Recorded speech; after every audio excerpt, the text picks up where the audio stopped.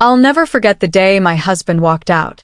He slammed the door so hard the walls shook, leaving me standing in the middle of our empty living room. No goodbye. No explanation. Just silence and a cruel smirk on his face. That was the moment I realized I had nothing left. No money, no security, no love. Nothing but the ashes of the life I thought we were building together. I'm Rachel. I'm 36 years old, and this is my story. When I met Paul, I believed he was the kind of man every woman dreams of. Charming, ambitious, and full of promises. He used to look me in the eyes and swear he'd take care of me forever. And foolishly, I believed him. For years, I supported his career, I stood by him when he struggled, and I sacrificed my own dreams because he said we needed to build his first. But do you know what he did after all that?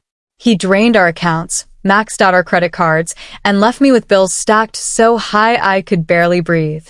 The betrayal was like a knife to my chest. He didn't just leave me. He left me with nothing. I couldn't even pay the rent. One day I opened my bank app, and it was all gone. Savings? Gone. Emergency fund? Gone. Even the small stash of money I kept tucked away, he somehow found that too. And when I called him, desperate for answers, he had the nerve to laugh. He told me, "You'll be fine, Rachel. You're resourceful." That was it. That was his farewell. For weeks, I cried myself to sleep. I couldn't understand how someone I loved so deeply could strip me bare and walk away like I was disposable. My friends told me to let it go, to move on, but how do you move on when every piece of your life has been ripped apart? I wasn't just heartbroken. I was humiliated. People whispered behind my back, saying I should have seen it coming, that I was blind. And maybe I was. But love makes you blind, doesn't it? One morning, after another sleepless night, I looked at myself in the mirror.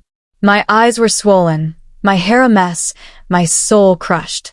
And I thought, no, this is not how my story ends. He may have left me with nothing, but I was not going to stay down. If he thought he could walk away without consequences, he was wrong. I started small. I got a job at a local boutique, folding clothes and working long hours just to keep food on the table. It wasn't glamorous, but it gave me something more important than money. It gave me strength. Day by day, I rebuilt myself. And with every paycheck, every smile from a customer, every step forward, I felt a fire growing inside me. A fire of determination. Because deep down, I knew this wasn't just about survival. It was about justice. Then one afternoon, I overheard something that changed everything. A former colleague of Paul's walked into the boutique.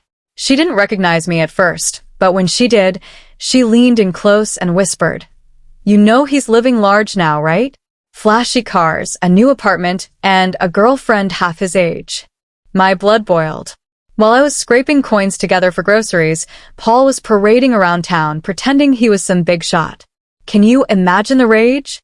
To see the man who destroyed your life, flaunting his new one like you never existed? That was the moment the fire inside me turned into a plan.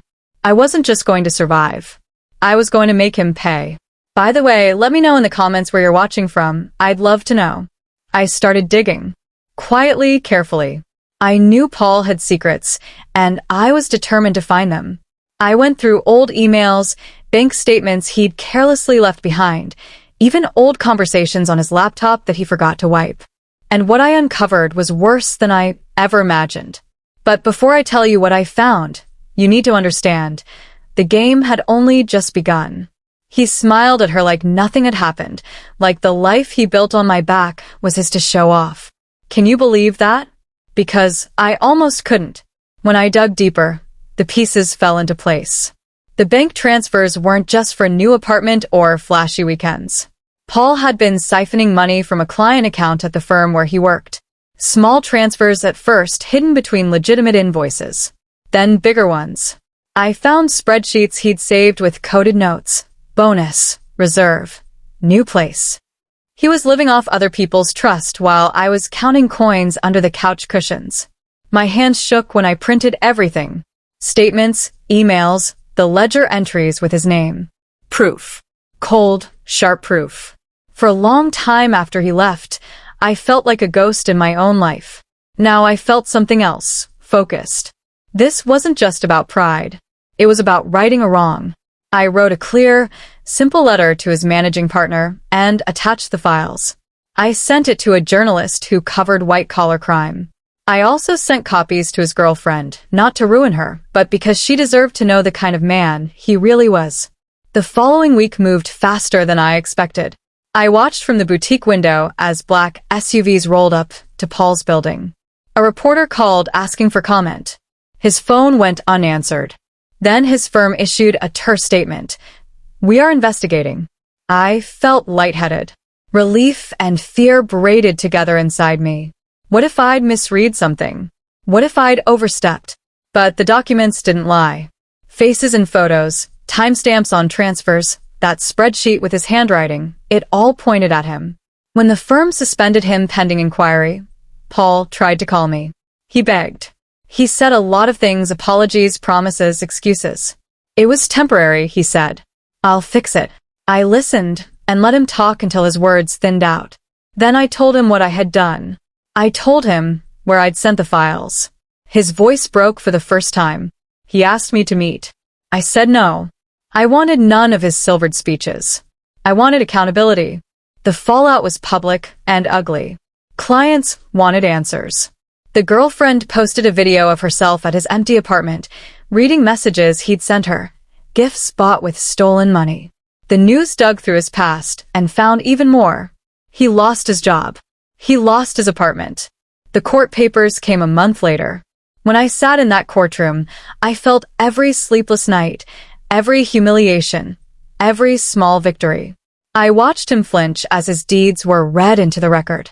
He kept looking at me, like maybe I would feel pity. I didn't. I felt whole. In the end, justice wasn't a poetic moment. It was paperwork and signatures and hard meetings. He was ordered to pay restitution, and the judge's words were simple: make them right.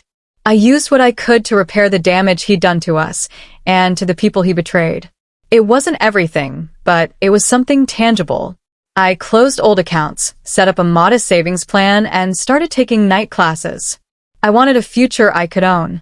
People ask if revenge felt sweet. It wasn't about tasting anything. It was about standing up and refusing to be erased. I still have scars. I still wake sometimes in the dark with my heart racing. But I also have a quiet certainty that I earned my peace. I learned how to trust myself again. So tell me, what would you do if this were you? And if you want to hear more stories like mine, make sure you subscribe and stick around. There's so much more I need to share. Thank you for watching.